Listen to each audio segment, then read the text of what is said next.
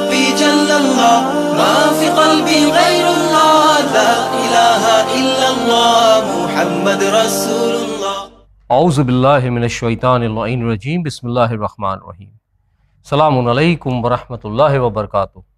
আল্লাহ রহমান রহিমের নামের সঙ্গে আপনাদের সকলের মঙ্গল কামনা করে আপনাদের প্রিয় অনুষ্ঠান সাপ্তাহিক অনুষ্ঠান মাসাইলে জিন্দেগি বাংলায় আমি রওশন আলী নাশাদ আপনাদের সকলকে স্বাগতম জানাই। প্রিয় দর্শকবৃন্দ ও শ্রোতা মণ্ডলী, আশা করি আপনারা সবাই ভালো আছেন। সদায়ের মতো আপনাদের প্রশ্নের উত্তর কোরআন ও হাদিস ও আহলে বাইত আলাইহিমুসসালামের শিক্ষার আলোকে নেওয়ার জন্য আমাদের প্রিয় জনপ্রিয় এবং জ্ঞানী আলিমে দ্বীন জনাব মৌলানা শেখ সাবির রেজা সাহেব কিবলাকে সরাসরি স্বাগতম জানাই এবং বিনা কোনো ভূমিকায় অনুষ্ঠান শুরু করি। আসসালামু আলাইকুম ওয়া রাহমাতুল্লাহি ওয়া বারাকাতুহু। মৌলানা সাহেব। ওয়ালাইকুম আসসালাম ওয়া রাহমাতুল্লাহি ওয়া বারাকাতুহু। মৌলানা সাহেব, আশা করি সকলের দোয়ায় আপনি সুস্থ আছেন এবং ভালো আছেন। আলহামদুলিল্লাহ, শুকরিল্লাহ। রওশন ভাই, আপনি কেমন আছেন? আলহামদুলিল্লাহ মৌলানা সাহেব, সকলের দোয়া আছে, আপনারও দোয়া আছে এবং আল্লাহ রাব্বুল আলামিনের মেহেরবানি আছে। তো আমার প্রিয় মৌলানা সাহেব, যেমন আপনি অবগত যে আগামী মাস মানে নতুন বছর থেকে বলতে গেলে বুধবার নইলে বৃহস্পতিবার থেকে মানে রজব মাস শুরু হতে যাচ্ছে, ঠিক আছে? তো তাই আপনি যদি মানে এই পবিত্র রজব মাসের মানে আমাল সম্পর্ক নিয়ে এবং এই মাসের ফজিলত নিয়ে সম্পর্কে যদি কিছু আলোচনা করতেন তাহলে আমাদের সকল ভাই বোনরা উপকৃত হতেন। কারণটা আপনিও যেমন জানেন, আমাদের সকল ভাই বোনরাও জানে যে এই রজব মাস মানে বলতে গেলে নবী করিম সাল্লাল্লাহু আলাইহি ওয়াসাল্লামের ওনার ইরশাদে গিরামি যে উনি বলেছেন যে রজব আল্লাহর মাস, শাবান আমার মাস এবং পবিত্র রমজান মাস উম্মতের মাস। তো যদি আপনি এই রজব মাস সম্পর্কে যদি ফজিলত বিষয়ে বা আমাল সম্পর্কে যদি সংক্ষিপ্ত কিছু বয়ান করতেন তাহলে আমার সঙ্গে সঙ্গে আমার সকল ভাই বোনরাও আমার দর্শকবৃন্দরা উপকৃত হতেন। অতি সুন্দর রওশন ভাই, জাযাকাল্লাহু খাইরা ফিদ দুনিয়া ওয়াল আখিরা। আলহামদুলিল্লাহ, শুকরিল্লাহ।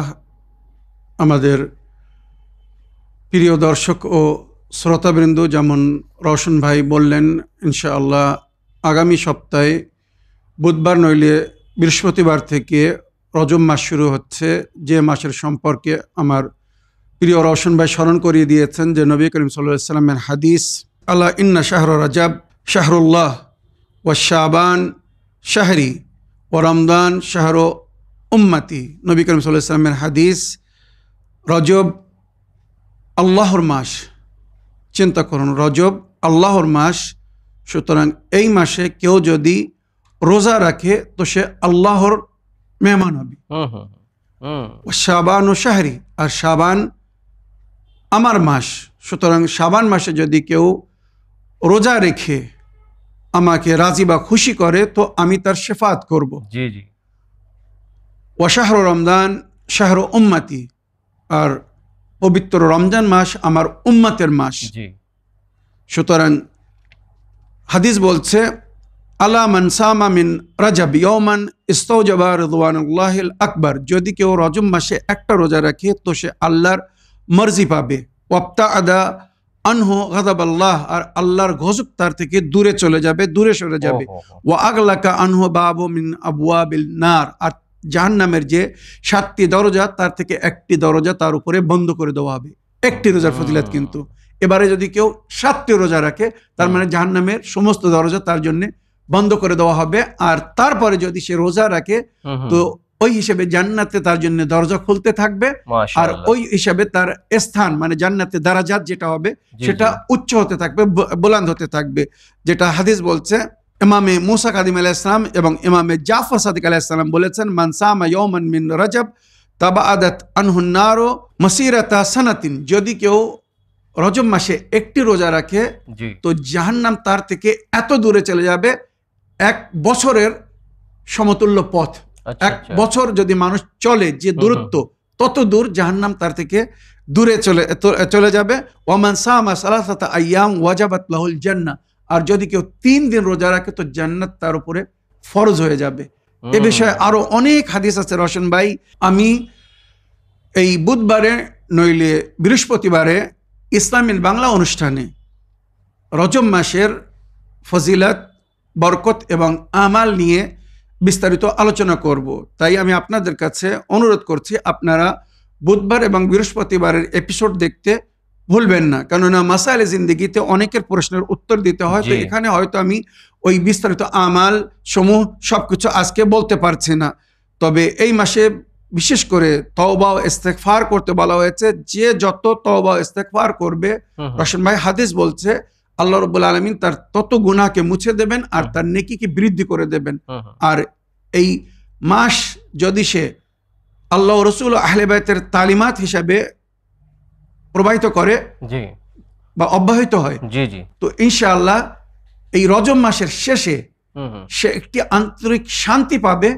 আর এমন একটা অনুভব হবে যে আমার জন্য জান্নাতের রাস্তা ক্লিয়ার হয়ে গেছে, এবারে আমি জান্নাতে যাব, বা জান্নাত থেকে আমাকে আর কেউ দূরে সরাতে পারবে না। মানে শয়তানের পথ থেকে সে দূরে সরে যাবে, বা শয়তান তার পথ থেকে দূরে থেকে যাবে, যদি আন্তরিকতার সঙ্গে এই রজব মাসের আমাল যেভাবে করতে বলা হয়েছে, রোজা রাখতে বলা হয়েছে, বা যেভাবে তওবা ইস্তেগফার বা অন্য আমাল করে নিজেকে জান্নাতের জন্য প্রস্তুত করতে বলা হয়েছে। তো আশা করি কেউ যদি রজব মাসের এই পবিত্রতা অর্জন করতে পারে, তো শাবান এবং রমজান মাস, তার মানে জান্নাতের দরজা তার জন্য খোলার মাস। এবারে সে আশা করি সরাসরি জান্নাতে প্রবেশ করার একটা সুযোগ পাবে, বা আশা করি তার আমাল তাকে জান্নাতের দিকে নিয়ে যাবে। এবারে রশন ভাই আমি অতি সংক্ষিপ্তে এখানে রজব মাসের বিশেষ দিনগুলোর একটু স্মরণ করিয়ে দিতে চাই, যে প্রথম রমজান থেকে নিয়ে শেষ মাস পর্যন্ত কি কি বিশেষ দিন আছে। এ বিষয়ে ইনশাআল্লাহ আমি যেমন বললাম যে বুধবার নইলে বৃহস্পতিবারের এপিসোডে আমি বিস্তারিত আলোচনা করব। তবে আজ শুধু শিরোনাম বলে দিচ্ছি। যেমন রজব মাসের প্রথম তারিখ ইমামে মোহাম্মদ বাকর আলাইহিস সালামের শুভ জন্ম দিবস, আর ওই দিন যদি বৃহস্পতিবারের দিন হয় তাহলে শবে জুমা হবে। আর বলা হয়েছে রজব মাসের প্রথম বৃহস্পতিবার মানে শবে জুমা লাইলাতুর রাগায়েব, যে রাতের সারা বছর মুমিনিনরা অপেক্ষা করে, ওই রাতের আমাল যদি কেউ আঞ্জাম দেয়, আদায় করে, তো ওই আমাল একটি সুন্দর যুবক হয়ে তার কবরে আসবে, আর যতক্ষণ না তাকে জান্নাতে পৌঁছে দেবে তার সঙ্গে থাকবে। ওই আমালের এত ফজিলত, মানে সে কবরে একা থাকবে না, কবর অন্ধকার হবে, ভিরকুট অন্ধকার, আর সেখানে কোনো সাথী হবে না। ওখানে যদি একটা নুরানি সাথী পায়, একটা বন্ধু পায়, তার সময় কিভাবে কেটে যাবে সে বুঝতে পারবে না। আর রশন ভাই আপনি জানেন আলমে বারজাখ কার কত লং হবে, কত বড় হবে, কেউ জানে না। তো ওই জন্য এই নামাজটা পড়ে এই লাইলাতুর রাগায়েবের আমাল করে কবরের আলোর ব্যবস্থা করুন এবং কবরের জন্য সাথীর ব্যবস্থা করুন। আশা করি বুঝতে পেরেছেন। এবারে রজব মাসের 3 তারিখে শাহাদাতে ইমামে নকি আলাইহিস সালাম, মনে রাখবেন রজব মাসের 3 তারিখ ইমাম নকি আলাইহিস সালামের শাহাদাত, আর রজব মাসের 5 তারিখ ইমাম নকি আলাইহিস সালামের শুভ জন্মদিবস, আর রজব মাসের 10 তারিখ ইমামে মোহাম্মদ তকি আলাইহিস সালামের জন্মদিবস। 11ই রজব রওয়ায়াত হিসেবে জানাবে আলী আসগর, কারবালার ময়দানে সবচেয়ে ছোট শিশু যিনি শহীদ হয়েছিলেন, রওয়ায়াত হিসেবে ওনার জন্ম তারিখ হচ্ছে 11ই রজব। আবার কিছু রওয়ায়াত লেখা হচ্ছে না 24 রজব, রজব মাসের 24 তারিখ। যাই হোক, ইতিহাসে উভয় উল্লেখ আছে। আর 13 রজব মাওলায়ে কায়নাত হযরত আলী ইবনে আবি তালিব আলাইহিস সালামের শুভ জন্মদিবস, সবচেয়ে পবিত্র স্থানে পবিত্র কাবা ঘরে যিনি জন্মগ্রহণ করেছিলেন। আর যদি কেউ 15ই রজব আমালে উম্মে দাওয়াত করতে চায়, রশন ভাই সমস্যার সমাধানের জন্য, জুলম ও অত্যাচার থেকে মুক্তি পাওয়ার জন্য, বা শত্রুদের আঘাত থেকে নিরাপত্তা অর্জন করার জন্য এই আমালটি কিন্তু অতি সুন্দর আমাল, যেটা আমি প্রতি বছর বলি, আমালে উম্মে দাউদ। দাউদ জেলে কারাগারে বন্দী ছিল, ওনার মা ইমামে জাফর সাদিক আলাইহিস সালামের কাছে আসছেন, এসে বলছেন মাওলা আমার ছেলের রেহাইয়ের কোনো উপায় বলে দিন। তো ইমামে জাফর সাদিক আলাইহিস সালাম ওনার মাকে, মানে জনাবে দাউদের মাকে উপায় বলেছিলেন, যার উপরে আমাল করার 24 ঘন্টার ভেতরে ওনার ছেলে রেহাই পেয়ে গিয়েছিল। তো ওই বলা হয়েছে যদি কেউ এই আমাল করে তো নিজের সমস্যা থেকে বা সংকট থেকে মুক্তি পাবে, হয়তো 24 ঘন্টাও লাগবে না, তার মধ্যে নিজের সমস্যা থেকে সে মুক্তি পেয়ে যাবে। তবে 15ই রজব আমালে উম্মে দাওয়াত যদি কেউ করতে চায়, তাকে 13 রজব থেকে রোজা রাখা শুরু করতে হবে। মাওলা আলী আলাইহিস সালামের শুভ জন্মদিবসের দিন থেকেই রোজা রাখতে হবে। 13 রজব, 14 রজব এবং 15 রজব 3 দিন রোজা রাখতে হবে। রোজা রেখে তারপরে 15ই রজব দুপুরের নামাজের পরে এই আমালটা শুরু হবে, মনে রাখবেন। 15ই রজব আমালে উম্মে দাউদের দিন। আর তাছাড়া ওই দিনে রওয়ায়াত হিসেবে বিবি জাইনাব সালামুল্লাহ আলাইহার শাহাদাতের তারিখ, ওনার শাহাদাতের দিবস।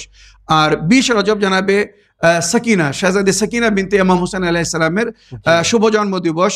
আর 22 রজব যেটা আমরা বিখ্যাত রূপে জানি, কুন্ডার নজর হয়, ইমামে জাফর সাদিক আলাইহিস সালামের নজর। এ বিষয়ে সব আমি আলোচনা করেছি, বিস্তারিত বলেছি কি জন্য ওই নজরটা করা হয়। ঘরে বরকতের জন্য এই নজরটা অবশ্যই করবেন। আর 25 রজব ইমামে মুসা কাযিম আলাইহিস সালামের শাহাদাত দিবস। 26 রজব মাওলাই কায়নাত হযরত আলী আলাইহিস সালামের পিতা জানাবে আবু তালিব, যার আশ্রয়কে আল্লাহ নিজের আশ্রয় বলেছেন। ওয়া ইযা ওয়াজাদাকা ইয়াতীমান ফাআওয়া, আল্লাহ যখন আপনাকে এতিম পেয়েছিলেন, আপনাকে আশ্রয় দিয়েছিলেন কোথায়? জানাবে আবু তালিবের আগোশে, আবু তালিবের বাসায়। তো সেই আশ্রয়, সেই ছায়াকে আজ নবী হারিয়েছিলেন। 26 রজব ওনার ওফাতের তারিখ।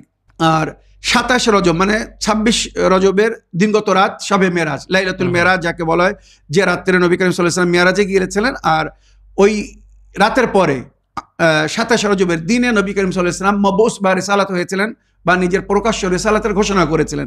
ওখান থেকে ওনাকে দ্বীনে ইসলামের প্রকাশ্য রূপে দাওয়াতের অনুমতি দেওয়া হয়েছিল, বা আল্লাহর তরফ থেকে আদেশ করা হয়েছিল। তাই 27 রজবকে ইয়ৌম মাবাসুন নবাবী বা ঈদে মাবাস বলা হয়। মনে রাখবেন, বড় খুশির দিন। আর বছরে যে 4টে রোজার দিন, তার থেকে একটা দিন হচ্ছে 27 রজব, বড় ফজিলতের দিন। মানে ওই দিনের একটি রোজা 60 বছরের রোজার সমান সওয়াব রাখে, মনে রাখবেন।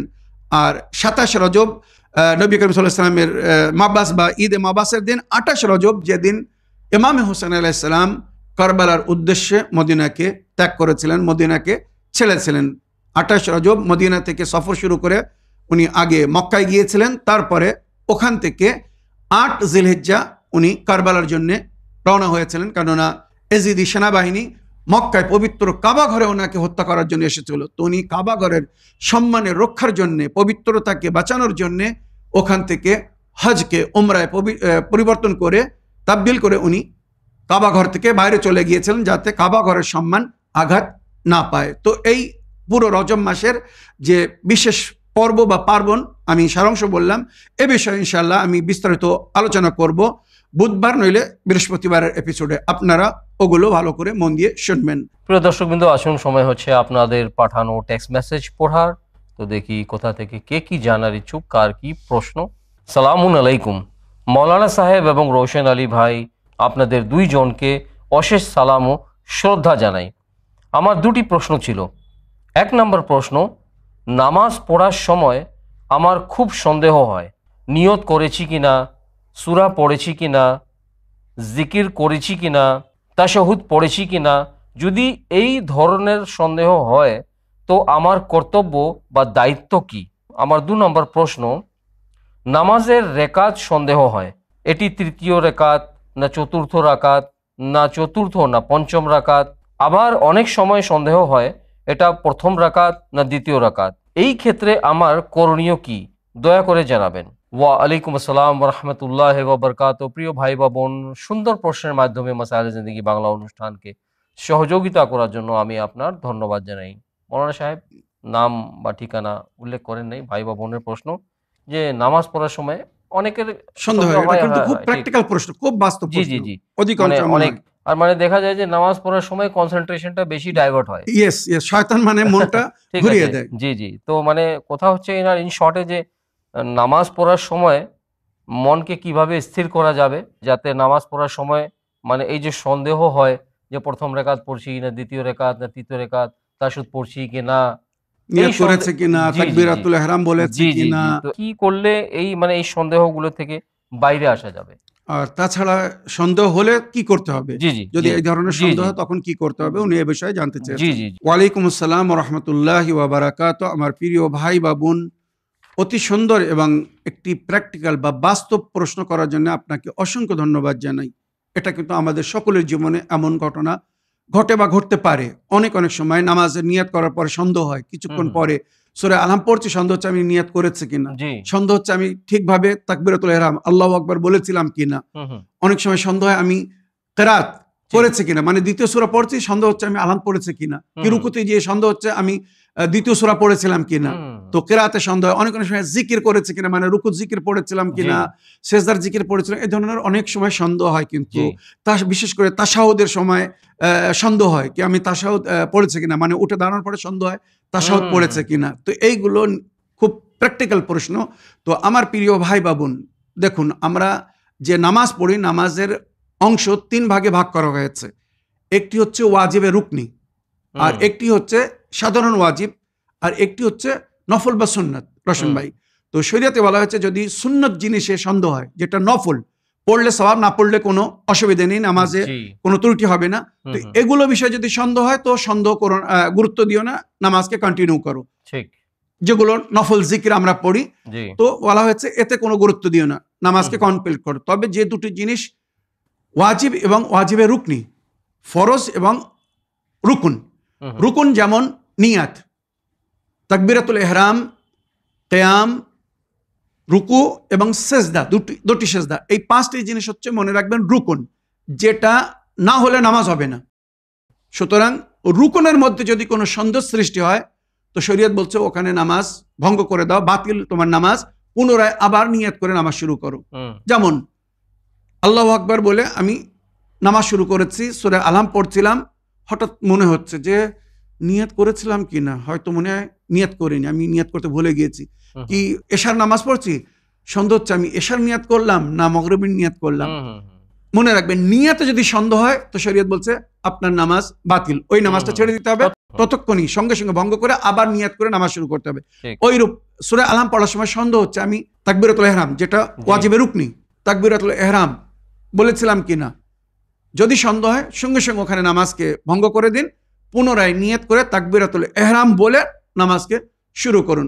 ওইরূপ রুকুতে যাচ্ছেন বা রুকুতে গিয়েছেন, সন্দেহ হচ্ছে আমি কিয়াম করেছি কিনা, তো কিয়াম ছাড়া রুকু হবে না, আগে কিয়াম, রুকুর আগে কিয়াম করতে হবে, সিধে দাঁড়িয়ে তারপর রুকুতে যেতে হবে, তারপরে রুকু থেকে উঠে সিধে দাঁড়িয়ে তারপরে সেজদায় যেতে হবে। তো এই কিয়াম নিয়ে যদি সন্দেহ হয় যে আমি ঠিকভাবে কিয়াম করেছি কিনা বা কিয়াম সঠিক হয়েছে কিনা, নামাজ বাতিল, আপনাকে পুনরায় আবার নামাজ প্রথম থেকে শুরু করতে হবে। ওইরূপ রুকু করেছে কিনা, সেজদায় গিয়ে সন্দেহ হচ্ছে যে আমি রুকু করেছে কিনা, হয়তো কেরাতের পরে সিধা আমি সেজদায় চলে গেছে, তো রুকু যদি না হয় তো নামাজ বাতিল। তো যদি রুকুতে সন্দেহ হয় তো মনে রাখবেন আপনাকে পুনরায় আবার নামাজ প্রথম থেকে নিয়ত করে শুরু করতে হবে। ওইরূপ দুটো সেজদা, আপনি দ্বিতীয় রেখাতে সন্দেহ করছেন যে প্রথম রেখাতে আমি দুটো সেজদা, দুটোই মিস করে ফেলিনি, তো মানে দুটোকে দুটো সেজদা করেনি, অ্যাকচুয়ালি রুকু থেকে দাঁড়িয়ে আবার নামাজ শুরু করে দিয়েছি। অ্যাকচুয়ালি হয় কি মৌলানা সাহেব, মানে যেটা মানে কমন সন্দেহটা হয় আপনি সেজদা নিয়ে, জি, যে দুটো করেছি না একটা করেছি, এইগুলো বিলকুল রাকাত নিয়ে সন্দেহ, জাযাকাল্লাহ, এটা বেশি সন্দেহ হয়। তো মনে রাখবেন এই ধরনের সন্দেহ যদি হয়, নিয়াত, তাকবীরাতুল ইহরাম, কিয়াম, রুকু আর দুটো সেজদা, যদি এটা নিয়ে সন্দেহ হয় তো শরীয়ত বলছে আপনার নামাজ বাতিল, আপনাকে পুনরায় নিয়ত করে নামাজ শুরু করতে হবে, মনে রাখবেন।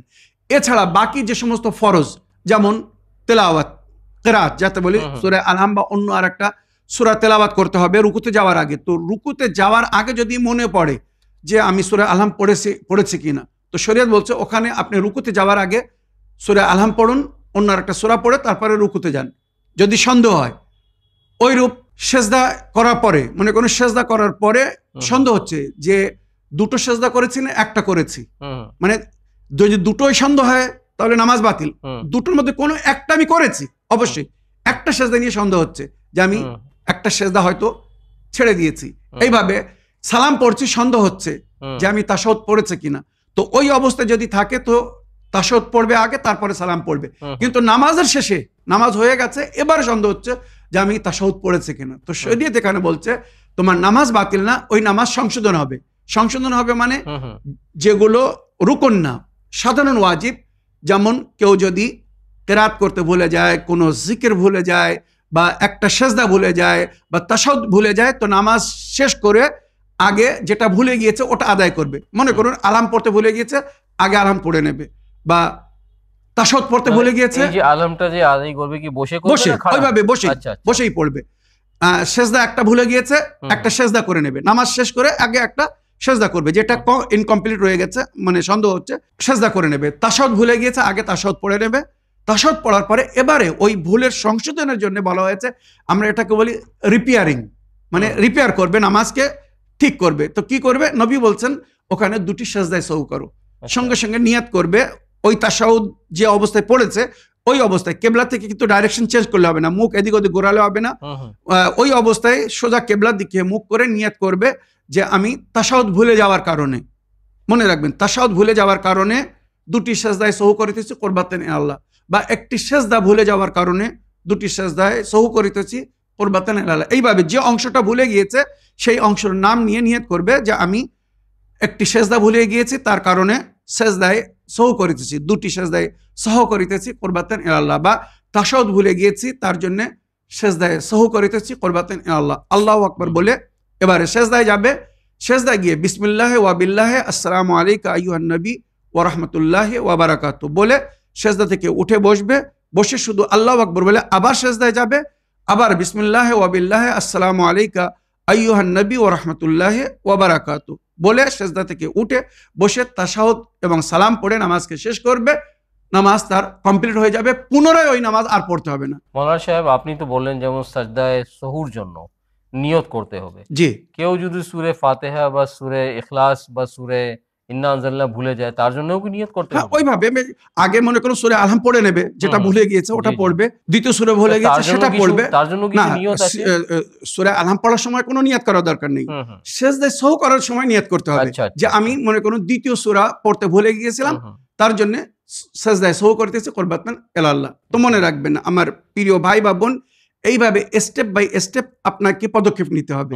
যদি কোনো সুন্নাত বা মুস্তাহাব জিনিস ভুলে যান তার জন্য কোনো অসুবিধা নেই, আপনি নামাজকে কন্টিনিউ করুন, আপনার নামাজ অ্যাকসেপ্টেবল। তবে যদি রুকুন ভুলে যান, 5টি রুকুন, তো আপনার নামাজ বাতিল, আপনাকে পুনরায় নামাজ শুরু করতে হবে, প্রথম থেকেই পড়তে হবে। আর ফরজ যেগুলো বা ওয়াজিব যেগুলো বললাম, সাধারণ ওয়াজিব যেমন কিরাআত বা একটি সেজদা বা তাশাহুদ ইত্যাদি, সালাম যদি ভুলে যান তো নামাজের পরে আগে ওটাকে আদায় করতে হবে যেটা ভুলে গিয়েছেন, তারপরে ভুলের সংশোধনের জন্য দুটি সেজদায় সহু করতে হবে, আপনাকে পুনরায় পুরো নামাজ পড়ার প্রয়োজন হবে না। আশা করি আপনার প্রথম প্রশ্নের আপনি বিস্তারিত উত্তর পেয়েছেন। এবারে আপনার দ্বিতীয় প্রশ্ন ছিল রোশন ভাই যে রেকাতে সন্দেহ হয়, আর এটা কিন্তু খুব বাস্তব।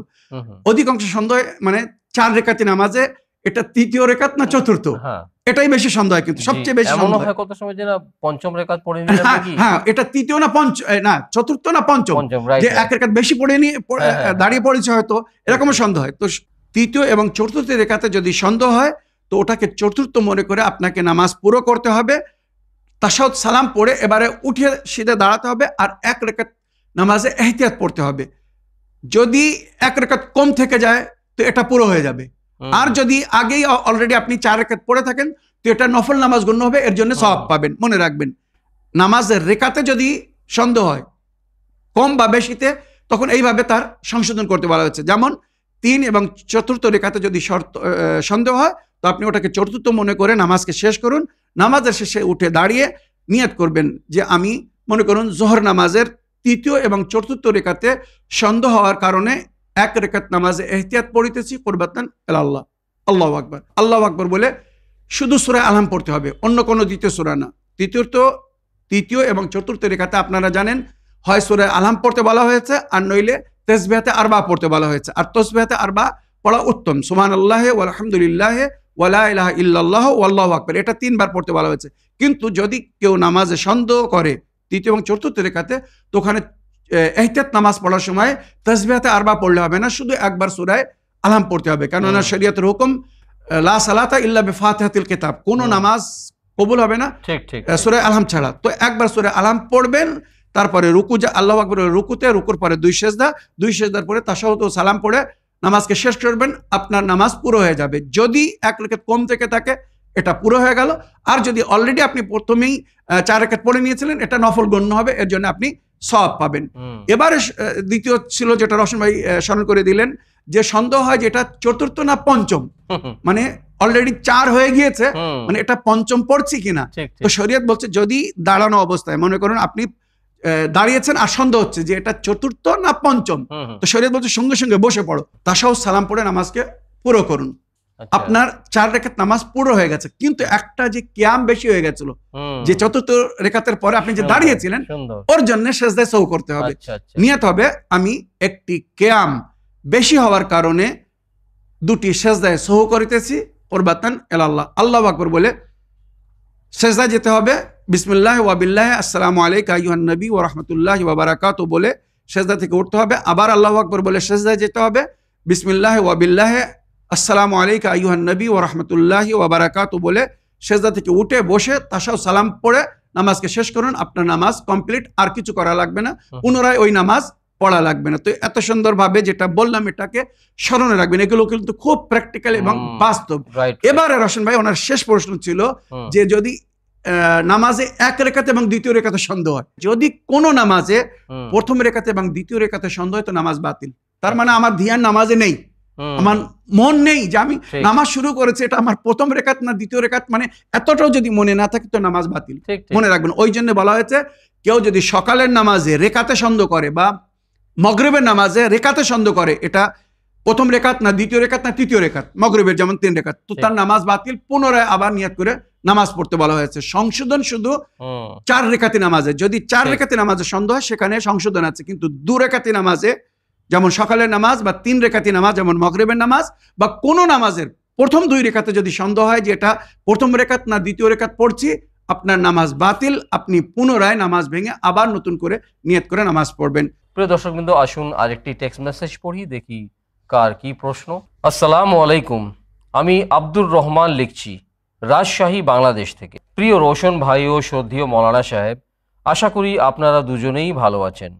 আমার প্রশ্ন হলো, কেউ যদি নিজের বউকে ডিভোর্স বা তালাক দেয়, তারপরে যদি মনে হয় যে আমি তালাক দিয়ে ভুল করেছি, এই ক্ষেত্রে তাকে নিজের বউকে পুনরায় নিজের জীবনে ফিরিয়ে নিতে গেলে কি করতে হবে, আর হিল্লা বিবাহ কাকে বলে? আমার প্রশ্নের উত্তর মাসাইলে জিন্দেগি বাংলাতে শুনতে চাই। আল্লাহ হাফিজ, ফি আমানিল্লাহ। ওয়া আলাইকুম আসসালাম ওয়া রাহমাতুল্লাহি ওয়া বারাকাতুহু। প্রিয় আব্দুর রহমান ভাই, আপনার সুন্দর প্রশ্নের মাধ্যমে মাসাইলে জিন্দেগি বাংলা অনুষ্ঠানকে সহযোগিতা করার জন্য ধন্যবাদ জানাই। খুব সুন্দর প্রশ্ন, খুব সুন্দর প্র্যাকটিক্যাল প্রশ্ন। মানে এমনি তো তালাক নিয়ে অনেক বিবাদ হয়ে থাকে, কিন্তু উনি মানে একটা পজিটিভ প্রশ্ন করছেন যে যদি মানে কেউ যদি মানে যে কোনো মানে কারণে রাগ করে হোক যেভাবে, রাইট, যদি ওয়াইফকে যদি তালাক দিয়ে দেয়, ডিভোর্স দিয়ে দেয়, আর পরে যদি মানে ওকে যদি মানে একটা মানে বলতে গেলে যে একটা রিপেন্টেন্স বা পশ্চাতাপ হয়, তাহলে আবার জি আবার সেই বউকে মানে নিজের লাইফে ফিরিয়ে নিয়ে যেতে গেলে কি করতে হবে? শরীয়তে ইসলাম এই বিষয়ে মানে কি সাজেস্ট করেছে? দ্বিতীয় প্রশ্ন ছিল যে হিল্লা বিবাহ কাকে বলে? ওয়ালাইকুম আসসালাম ওয়া রাহমাতুল্লাহি ওয়া বারাকাতুহু। আমার প্রিয় ভাই, তালাক বিনা কারণে হয় না। জি, তালাকের জন্য কোনো একটা রিজন হতে হবে। শরীয়তে বলা হয়েছে যদি তুমি কাউকে জীবন সাথী করো, জি মানে বিয়ে করো, তো আর তাকে যদি তুমি নিজের জীবন থেকে আলাদা করতে চাও মানে তালাক দিতে চাও, তো ভ্যালিড রিজন তার জন্য দেখতে হবে, ঠিক যে এই কারণে তালাক দিচ্ছি, যেটা শরীয়ত ভ্যালিড মনে করেছে। বিনা কোনো রিজন, বিনা কোনো কারণে তালাক দিতে পারে, কিন্তু এটা জুলুম, অন্যায়। সবচেয়ে অপছন্দীয় হালাল জিনিস হচ্ছে তালাক। আরশে এলাহি কাঁপে, নবী বলেছেন যখন তালাক সিগা জারি করা হয় আরশে এলাহি কাঁপে, কেঁপে উঠে, মানে শুধু যাতে মানুষ বাধ্য না হয়, মজবুরিতে তালাকের এই সিস্টেম রাখা হয়েছে। কোরআন বলছে ইমসুকুহুন্না বিমারুফিন আও সারহুন্না বিইহসান, নেকির সঙ্গে রাখো আর নইলে এহসান করে তাকে আলাদা করে দাও। কেউ কারোর সম্মানকে আঘাত করো না, কেউ কারোর বিরুদ্ধে কথা বলো না।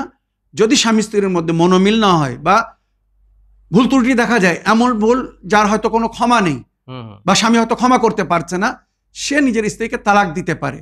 ভ্যালিড রিজন থাকলে তালাক দিতে পারে, তবে যদি ক্ষমা করে দেয় এটা অতি উত্তম।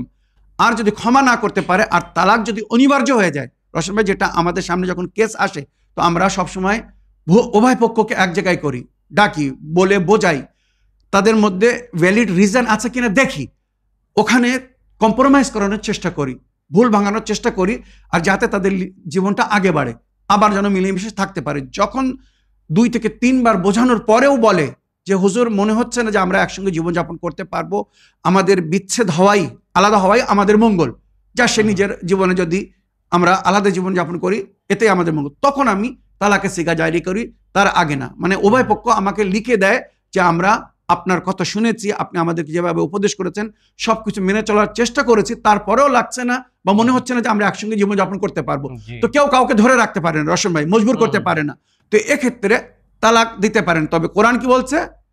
আওসার রহন্না বে এহসান, নেকির সঙ্গে তাদেরকে আলাদা করে দাও। মানে এহসান করো, মানে যদি তুমি তোমার বউকে কোনো উপহার দিয়ে থাকো বিয়ের সময়, তো সেটা তার থেকে কেড়ে নিও না। যদি কাতে একটা ঘর দিয়ে থাকো, কোনো কিছু দিয়ে থাকো উপহার, তো সেটাকে ফিরিয়ে নিও না। এটা হচ্ছে এহসান, মনে রাখবেন। তো শরীয়ত হিসেবে তালাকদের অনুমতি দেওয়া হয়েছে, তবে কিন্তু খুব শেষ পর্যায়ে গিয়ে যখন আর কোনো উপায় থাকে না তালাক ছাড়া, তখন ছাড়া যেন তালাক হতে দেবে না। এবার আপনার প্রশ্ন ছিল যে কেউ একজন নিজের বউকে তালাক দিয়েছে, আর তালাক দেওয়ার পরে সে অনুভব করছে না আমি ভুল করেছে, আমাকে এত তাড়াতাড়ি তালাক দেওয়া উচিত হয়নি, জিনিসটাকে বোঝার দরকার ছিল। কি কোনো সন্দেহ হওয়ার কারণে তালাক দিয়েছে, পরে সেটা ক্লিয়ার হয়ে গেছে না আমার বউ তো ওই ভুল করেইনি। কিন্তু মানুষ রাগে অনেক সময় অন্যায় করে, অবিচার করে। অ্যাকচুয়ালি এই যে প্রশ্নটা বলতে গেলে মানে এটা একটা মানে কমন প্রশ্ন। জি, কেউ যদি নিজের বউকে তালাক দেয়, প্রথম কথা কি তালাক তো দিতে পারে না। এক তালাক হোক, দুই তালাক হোক, তিন তালাক হোক, বিনা সিগা জারি করে তালাক তো হয়। হ্যাঁ, ওই জন্য আমি বলছি রশন ভাই যে আমার প্রিয় ভাই, এই যে আপনি কেউ যদি নিজের বউকে তালাক দিয়েছে, মনে করুন একটা জিনিস আমি রশন ভাইয়ের কথাটা বুঝতে পেরেছি। শরীয়তে যেমন বিয়ের সময় সিগা জারি না করলে বিয়ে হয় না, শুধু নিকাহ যদি কেউ বলে বিয়ে হয়ে যাবে, কখনো হবে না, কখনো হবে না। বিয়ে বিয়ে বিয়ে বললে বিয়ে হয়ে যাবে, হইতে পারে না, কখনো না। তো এরকম শুধু তালাক বললে তালাকও হয় না। ইসলাম সমাজকে, ইসলাম ধর্মকে আপনারা বুঝুন, কোরআন হাদিস যেভাবে অথেন্টিক তরিকা আমাদেরকে শিখিয়েছে সেটাই ইউজ করুন। ইসলামে সিগা জারি করে বিয়ে করতে বলা হয়েছে, ওইরূপ সিগা জারি করলে তারপরে তালাক হবে, লিখে তালাক হয় না। বা মনে রাখবেন, কাগজ কলমে যদি কেউ যদি লিখে তালাক দেয় তালাক হয় না, বা কেউ যদি শুধু মুখে একবার বলে, রাগ করে হোক, রহস্য করে হোক, অনেক সময় হাসি ঠাট্টা করেও এরকম মানুষ করে। তো যেমন বিয়ের সময় উভয় পক্ষ মানে কন্যা এবং কর্তা বা বর উভয়ের থেকে অনুমতি নিয়ে, তাদের রেজায়াত বা তাদের কবুলিয়ত নিয়ে, যে তারা এক অপরকে অ্যাকসেপ্ট করছে স্বামী স্ত্রীর রূপে, কবুল বা রাজি হওয়া যেটাকে বলা হয়। যেমন বিয়ে হয় না, ওইরূপ তালাকের সময়ও এইভাবে এক অপরের সঙ্গে কথা বলে কম্প্রোমাইজ করার চেষ্টা করতে হবে। যদি না হয় তাতে অনুমতি নিয়ে তখন তালাকের সিগা জারি করতে হবে, তারপরে তালাক হবে। তো আমার প্রিয় ভাই, এবার আপনার প্রশ্নে আমি সরাসরি উত্তর দিতে চাই। যদি ভ্যালিড তালাক কিন্তু আমি আগে পরিষ্কার, যেমন ক্লিয়ার করে বলতে, 3 বার মুখে শুধু তালাক বললে কিন্তু তালাক হয় না। পরিষ্কার বলে দিচ্ছে, যদি কেউ এইভাবে নিজের বউকে তালাক দিয়ে থাকেন, তালাক তার তালাক হয়নি, ওই স্ত্রী, ওই মেয়ে, ওই নারী অন্য কারোর সঙ্গে বিয়ে করতে পারবে না। যদি ভ্যালিড তালাক দেন, ইনভ্যালিড তালাকের কথাই বলছি না, যদি ভ্যালিড তালাক দেন আর তারপরে মনে হয় যে আমি ভুল করে ফেলেছি, এখন আমার তালাক দেওয়া উচিত হয়নি, জিনিসটা বোঝার দরকার ছিল। এক্ষেত্রে শরীয়ত বলছে আপনি আপনার বউকে পুনরায় নিজের জীবনে ফিরিয়ে নিতে পারেন বিনা কোনো নতুন বিবাহ করে। একে বলা হয়েছে রুজু বা তালাকে রাজি বলা হয়। একবার তালাক দিয়েছেন, আবার নিজের জীবনে তাকে ফিরিয়ে নিয়েছেন। কিভাবে? তাকে শুধু এতটুকু বলুন যে আমি ভুল করে তোমাকে তালাক দিয়ে ফেলেছিলাম, তুমি আমার জীবনে ফিরে এসো। বউ অ্যাকসেপ্ট করে নিয়েছে, বা বউ বলছে আমাকে ক্ষমা করে দাও, আমি পুনরায় তোমার জীবনে আসতে চাই। আপনি তাকে ক্ষমা করে দিয়েছেন আর নিজের জীবনে অ্যাকসেপ্ট করে নিয়েছেন, যথেষ্ট। কোনো নতুন বিবাহের প্রয়োজন নেই, কোনো নতুন বিবাহের প্রয়োজন নেই। মনে রাখবেন, আমাদের মুসলমানদের মধ্যে বা ইসলামের মধ্যে যে সমস্ত আলাদা আলাদা ফেরকা বা সম্প্রদায় আছে, এদের মধ্যে এমন একটা সিস্টেম আছে যে কেউ যদি একবার নিজের স্ত্রীকে তালাক দিয়ে দেয়, তো সে আর নিজের স্ত্রীকে ততক্ষণ পর্যন্ত পুনরায় নিজের জীবনে ফিরে নিতে পারবে না যতক্ষণ অন্য কেউ তাকে বিয়ে না করবে, তার সঙ্গে শারীরিক সম্পর্ক গড়বে, তারপরে সে স্বইচ্ছায় তালাক দেবে। তারপরে এই দ্বিতীয়বার প্রথম স্বামী বিয়ে করতে পারবে, তার আগে কিন্তু বিয়ে করতে পারবে না। এবার এর অথেন্টিক তরিকা শুনুন। শরীয়তে মুহাম্মাদিতে কি বলা হয়েছে? যদি কেউ একবার নিজের স্ত্রীকে তালাক দেয়, ভ্যালিড তালাক, তারপরে পস্তায় আর নিজের স্ত্রীকে পুনরায় নিজের জীবনে ডেকে নিচ্ছে, একবার তালাক দিয়ে রাজাত মানে রাজি ফিরিয়ে নিল, আবার কোনো কারণে আবার তালাক দিল, আবার ফিরিয়ে নিল, তৃতীয়বার আবার তালাক দিল, মানে দুবার অলরেডি এর আগে তালাক হয়ে গেছে, তৃতীয়বার আবার কোনো কারণে তালাক দিয়ে দিল। এখানে এবার তৃতীয়বার তালাক দেওয়ার পরে এবারে শরীয়ত বলছে আর তুমি তোমার বউকে এইভাবে ফিরিয়ে নিতে পারবে না। এটাকে তালাকে বাইন বলে। এই নিয়মটা আপনি কি জাফরি মাসলাক অনুযায়ী বলছেন? আহলে বাইত, ফিকহ আহলে বাইত বা নবীর শরীয়তে এটাই, জাফরি বলুন আর ইসলামিক তালাক বলুন, এটাই হচ্ছে ভ্যালিড। যারা জ্ঞানী গুণী মাওলানা তারা কোরআনের আয়াত পড়ে দেখুক বা নবীর অথেন্টিক হাদিস বা রেওয়ায়াত তুলে দেখুক, নবীর যুগে যদি কখনো কোনো তালাক হয়েছিল তো এই প্রসেসের মাধ্যমে। আগে তালাক দিয়েছে একজন সাহাবী, নবীর কাছে বলছে, নবী আল্লাহ আমি ভুল করে ফেলেছি, আমার স্ত্রীকে আমি তালাক দিয়েছি, কি করব, আমাকে পুনরায় তাকে বিয়ে করতে হবে না? নবী বললেন তুমি শুধু তাকে নিজের বাড়িতে ডেকে নাও আর শুধু তাকে অ্যাকসেপ্ট করে নাও, বা সে যদি তোমাকে গ্রহণ করে নেয় যে হ্যাঁ আমরা পুনরায় আবার যেমন স্বামী স্ত্রী ছিলাম ওইভাবে জীবনযাপন করবো, যথেষ্ট, তোমাদের নতুন করে বিয়ে করার প্রয়োজন নেই। 1 থেকে 2 বার থেকে 3 বার যদি এমন হয় তখন বলছে তোমরা ইসলামকে রহস্য মনে করো না। এই জন্য বলছে 3য়-বার তালাক হওয়ার পরে এটাকে তালাকে বাইন বলা হয়েছে। বাইন মানে এবারে আর ওই প্রথম স্বামী আর ফিরিয়ে নিতে পারবে না সরাসরি নিজের জীবনে, এবারে ওকে অন্য কেউ বিবাহ করবে, সে স্বেচ্ছায় তালাক দেবে, তাকে বাধ্য করলে হবে না। এখানে কিন্তু এটা কন্ট্রাক্ট ম্যারেজও বলে অনেক সময়, যেটা অনেক সময় দেখেছি আমাদের সমাজের সময়, আপনি হয়তো দেখেছেন, নিজের বোনের সঙ্গে বিয়ে করিয়ে দিচ্ছে, যে বোনাই মানে আমার বোনকে আগে বিয়ে করে রেখেছে, এ যদি আমার বউকে বিয়ে করে তো আমার কথা শুনবে আর বিয়ের পরের সঙ্গে সঙ্গে আবার তালাক দিয়ে দেবে, আবার আমি সুযোগ পাবো। এটা কিন্তু সব আমাদের নিজেদের তৈরি করা, মানে মোল্লা মৌলবীদের তৈরি করা। আসল অথেন্টিক রওয়ায়াত হিসেবে ওই নারী স্বাধীন, নিজের ইচ্ছা যাকে ইচ্ছা বিয়ে করবে, বিয়ে করার পরে ওই নতুন স্বামী স্বেচ্ছায় তাকে তালাক দেবে, তাকে বাধ্য করলে হবে না বা পয়সা দিয়ে তালাক করালে হবে না, স্বেচ্ছায় তালাক দেবে।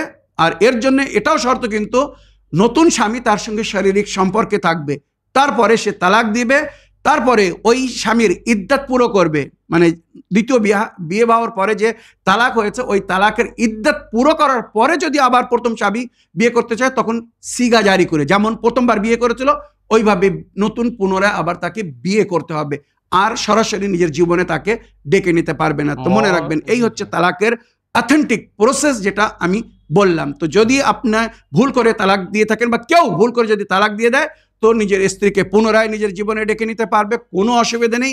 একে তালাকে রাজি বলে। তালাকে বাইন মানে 3 বার তালাক দেওয়ার পরে আর ডাকতে পারবে না, তখন হালালা বিবাহ করতে হবে। ওটা হিল্লা না, ওটাকে শরীয়তে বলা হয় হালালা বিবাহ, মানে হালাল করার জন্য ওই বিবাহর একটা প্রসেস আল্লাহর রসুলের তরফ থেকে বা আল্লাহ রসুলের তরফ থেকে শরীয়তে ইসলামে রাখা হয়েছে। আশা করি আপনার উভয় প্রশ্নে আপনি উত্তর পেয়েছেন।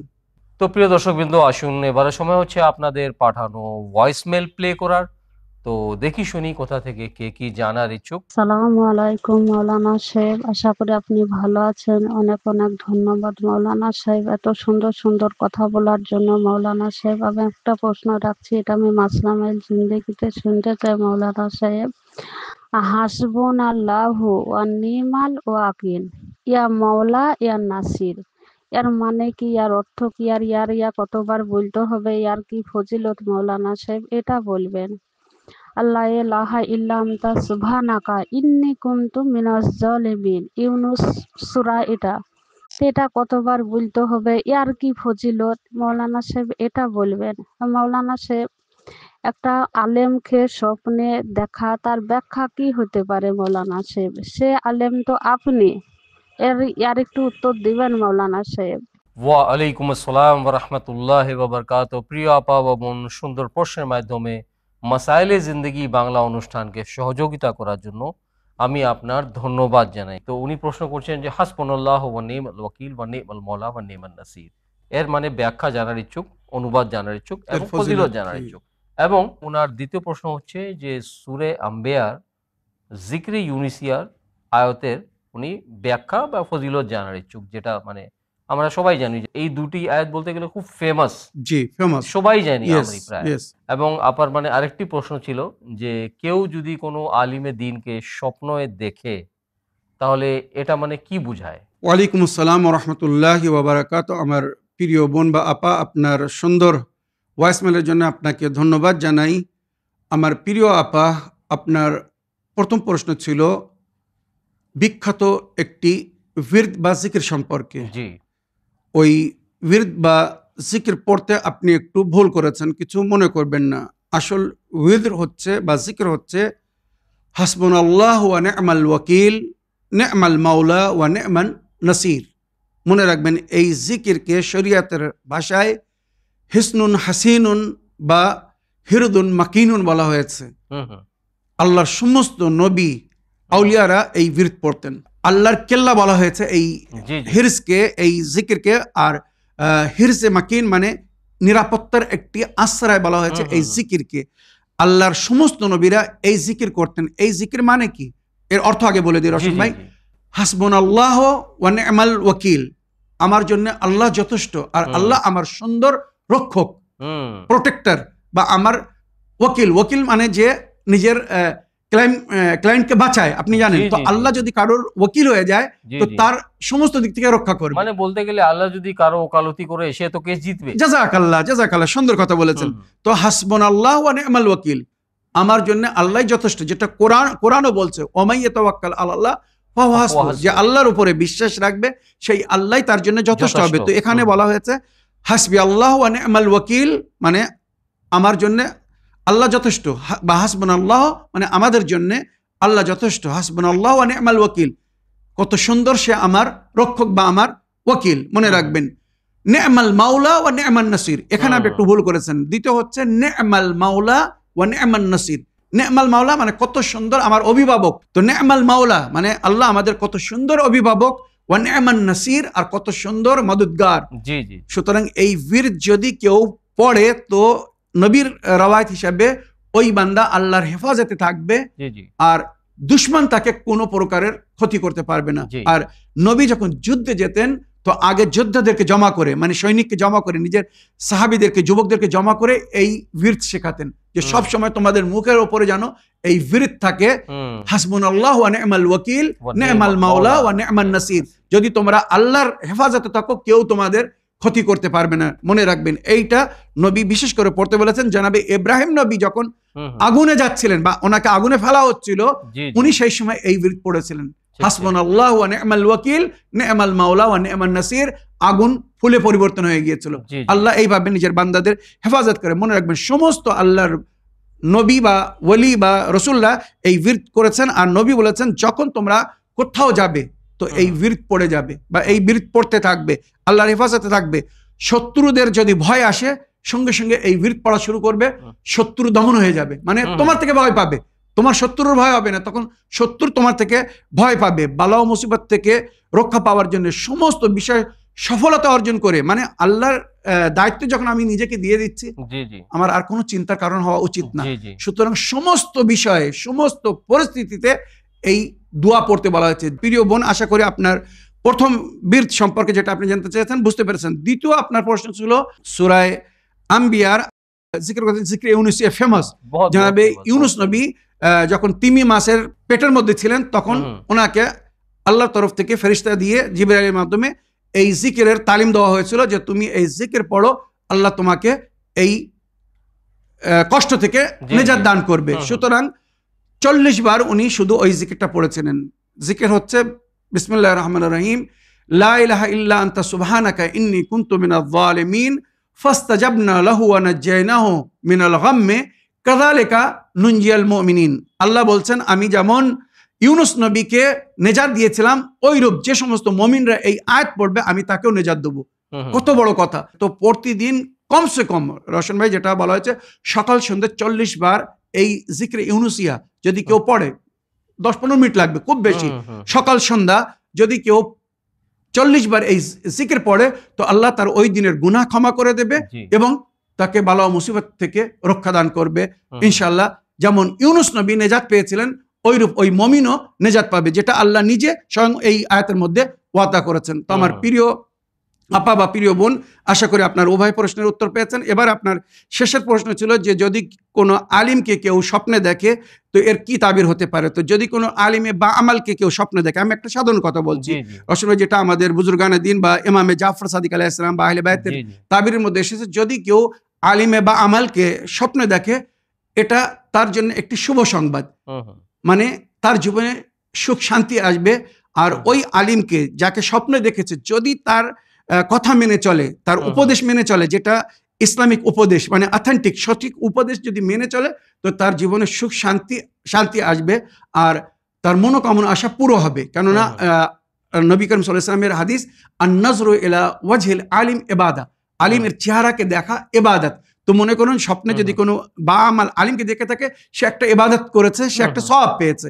তো মনে রাখবেন, যদি আপনি কেউ কাউকে দেখে থাকে আলিমে বা আমাল, সমস্ত আলিমকে না, আলিমে বা আমাল কি যদি দেখেন তো শুকর করবেন আর সাদকা দিবেন, আল্লাহ বালা মুসিবতকে দূর করবে এবং জীবনে অনেক শান্তি দান করবেন। আশা করি আপনার 3টে প্রশ্নের আপনি উত্তর পেয়েছেন।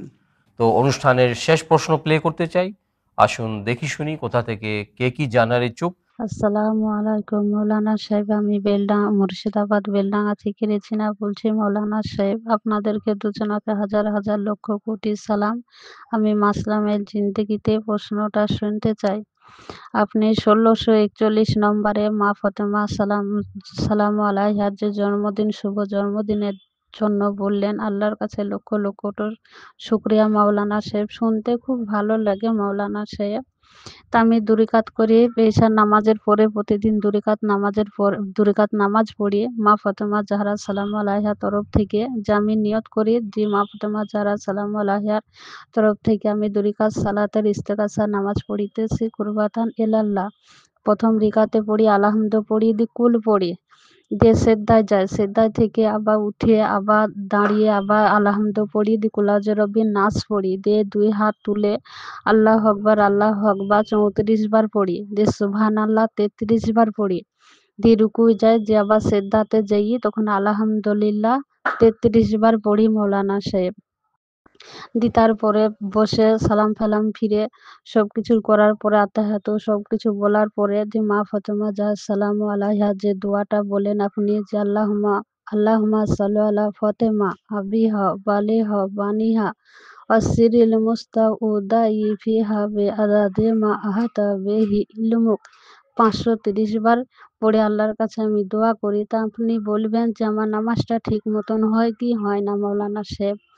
আর আমার একটা ছাগলের ছাও হয়েছে মৌলানা সাহেব, তা ছাগলের বাচ্চাতে দুধ পেছে না, তা আপনি কি দোয়া পড়লে পরে ছাগলের দুধ নামবে? আপনি একটু বলবেন মৌলানা সাহেব।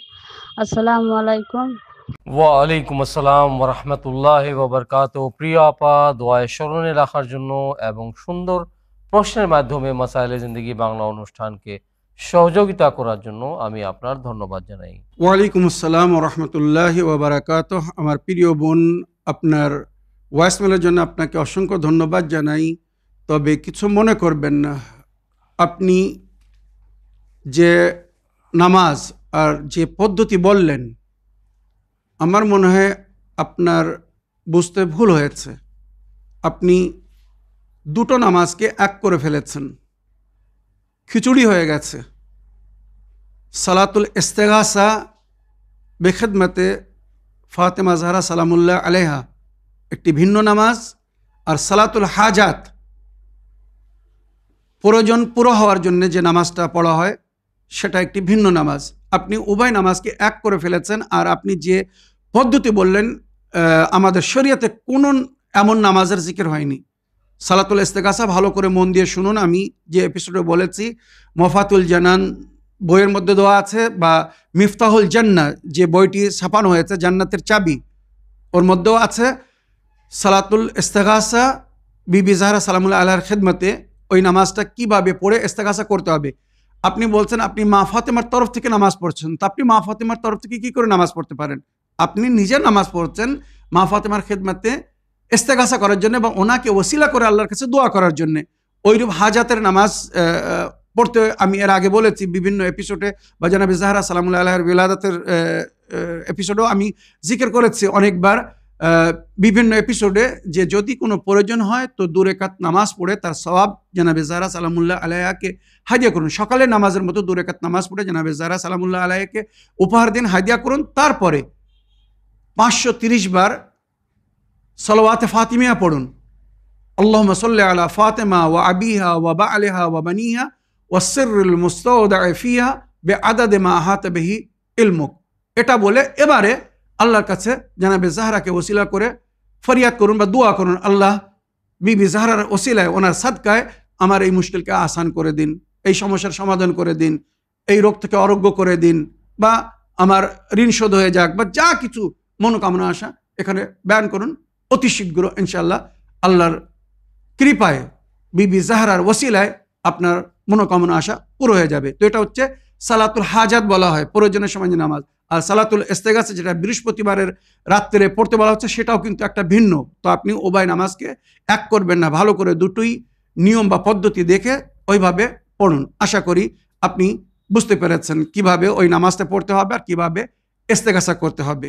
এবারে আপনার দ্বিতীয় প্রশ্ন ছিল আপনার ছাগলের মানে একটা বাচ্চা হয়েছে, তো দুধ পাচ্ছে না, মানে বকরি ছাগলের যে দুধ হওয়ার দরকার সেই দুধ হচ্ছে না। তো এর জন্যে সূরা নাহল আয়াত নম্বর 69, সূরা নাহল আয়াত নম্বর 69, ইয়াখরুজু মিন বুতুনিহা শারাবুন মুখতালিফুন আলওয়ানুহু ফীহি শিফাউল লিন-নাস, এই আয়াতটি সূরা নাহলের আয়াত নম্বর 69, এটা পড়ে পানিতে ফু দিয়ে ওই পানিটা ওই বকরিকে, যে বাচ্চা জন্ম দিয়েছে ওই বকরিকে পান করিয়ে দেবেন। ইনশাআল্লাহ খুব শীঘ্র তার থনে দুধ এসে যাবে আর সে ওই বাচ্চা যেটা জন্ম নিচ্ছে দুধ পান করতে পারবে। মনে রাখবেন, বা ঘাস বা ইত্যাদি যা কিছু আপনারা খেতে দেন ওইটার উপরে যদি এই আয়াত দম করে, আবার অনেক অনেক সময় বলা হয়েছে যদি সুযোগ হয়, সময় থাকে, তো সূরা আনাম পড়ে যদি পানিতে ফু দিয়ে ওই পানিটা ওই বকরিকে যেভাবে হোক পান করিয়ে দিতে পারেন, তো ইনশাল্লাহ এই দুধের সমস্যার সমাধান হয়ে যাবে আর অধিক বা অনেক দুধ দেওয়া শুরু করবে। আশা করি আপনার প্রশ্নের আপনি উত্তর পেয়েছেন। আপনার ধন্যবাদ জানাই, অন্তর থেকে ধন্যবাদ জানাই আমার চ্যানেল বিন তরফ থেকে এবং আমাদের সকল দর্শক বিন্দুদের তরফ থেকে, যে আপনি আবার গত অনুষ্ঠানগুলোর মতো সকলের প্রশ্নের উত্তর কোরআন ও হাদিস ও আহলে বাইত আলাইহিমুস সালামের শিক্ষার আলোকে দিয়েছেন। আশা করি ইনশাআল্লাহ আগামী অনুষ্ঠানেও এসে অংশগ্রহণ করে আমাদের ভাই বোনের সকলের প্রশ্নের উত্তর এইভাবে দেওয়ার জন্য আপনি চেষ্টা করবেন। অবশ্যই রওশন ভাই, আলহামদুলিল্লাহ, শুকরুলিল্লাহ, আল্লাহ আমাকে তৌফিক দান করেছেন। আপনি জানেন আমি খুব ব্যস্ত ছিলাম এই কয়েকদিনের মধ্যে, তো আপনাদের দোয়ায় আলহামদুলিল্লাহ শুকরুলিল্লাহ আমি সুস্থ আছি, এবং দোয়া করবেন যেন আগামী দিনেও যেন এইভাবে সুস্থ থেকে আপনাদের প্রশ্নের উত্তর দিতে পারি বা আগামী এপিসোডে শরিক হতে পারি। একটু ব্যস্ত আছি, একটু সমস্যার মধ্যে আছি, সকলে যদি দোয়া থাকে তো ইনশাল্লাহ সমাধান হয়ে যাবে আর সুন্দরভাবে আমাদের কাজ পুরো হতে থাকবে, বা এইভাবে আমাদের অনুষ্ঠানকে আমরা জারি রাখবো। আমাদের উভয় ভাইয়ের জন্য আপনারা দোয়া করবেন, আর আপনাদের প্রশ্নের মাধ্যমে এবং মতামতের মাধ্যমে আমাদেরকে সমর্থন করতে ভুলবেন না। তো প্রিয় দর্শকবৃন্দ, আসুন এবারের সময় হচ্ছে আপনাদের প্রিয় অনুষ্ঠান শেষ করার। তো আশা করি আগামী অনুষ্ঠানে নতুন নতুন প্রশ্ন নিয়ে, নতুন নতুন মাসলা মাসাইল নিয়ে আবার দেখা হবে। শুকরিয়া ও ধন্যবাদ। সালামু আলাইকুম ওয়া রাহমাতুল্লাহি ওয়া বারাকাতুহু। حسبي ربي جل الله ما في قلبي غير الله لا إله إلا الله محمد رسول الله